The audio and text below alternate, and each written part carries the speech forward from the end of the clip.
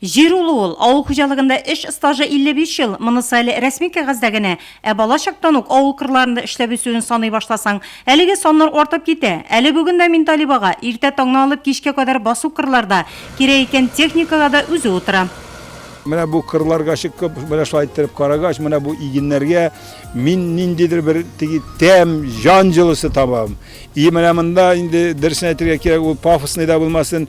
Менә шул яшел ковер булып үскән бодай җирләре, шундый матур гел чәчәк булып үскән бәрәңге җирләре, менә шундый матур пушистый, менә шулай иттереп үсеп яткан кишер җирләрен күргәч, мин бер менә шундый олы тәм, җәм табам.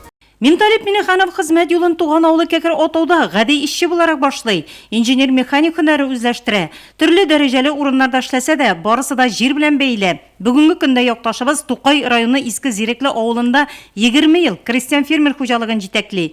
Фермерлык эшчәнлеген башлап җибәргәндә Америкага барып укып өйрәнеп кайта. Хәзер Миниханов крестьян фермер хуҗалыгы республикада нәтиҗәле эшләп килүче хуҗалыклардан санала. Халыкара күргәзмәдә 6 медальгә лаек булганнар.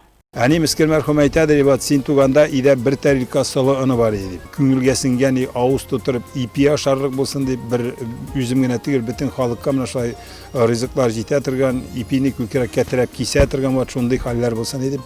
Без инде менә бу 2000 елда мин серьезный гына эшләрдә эшләгәч, аннан соң менә шул 2000 елда ашырга керештек менә шул крестьян фермер хуҗалыгын. Быел Миниханов крестьян фермер хуҗалыгы 80 гектар мәйданда бәрәңге, 300 гектарда элеталы сортлы бөртек, 20 гектар мәйданда кишер шөгендер үстерә. Узган ел бөртеклеләр 1 гектарына 44 центнер чыккан. Икенче икмәкне 3000 тоннадан артык җыеп алганнар. Кишер шөгендер уңышы күрсәткечләрдә мактанырлык. Минихановлар үстергән яшелчә Чаллы шәһәрендәге социаль юнәлештәге учреждениеләргә һәм Мәскәү, Дагыстан, Казакстан якларына җибәрелгән. Авыл хуҗалыгы ярминкәләрендә сатылган. Агышлы бәрәңге дә сырыйлар. Шул агышлы бәрәңге сырагач, үзебезнең универсальный бәрәңгенең дә Невский сортны тоже кайтардык. Невский сорт ул безнең Татниска дибезне, Татарстанский научно-исследовательский институттан чыккан орлык, и ул, значит, Петербургта чыккан орлык. Алар икесе бергә китереп, аларның икесендә шундый тәртиптә икесеннән уртак бер сорт чыкты.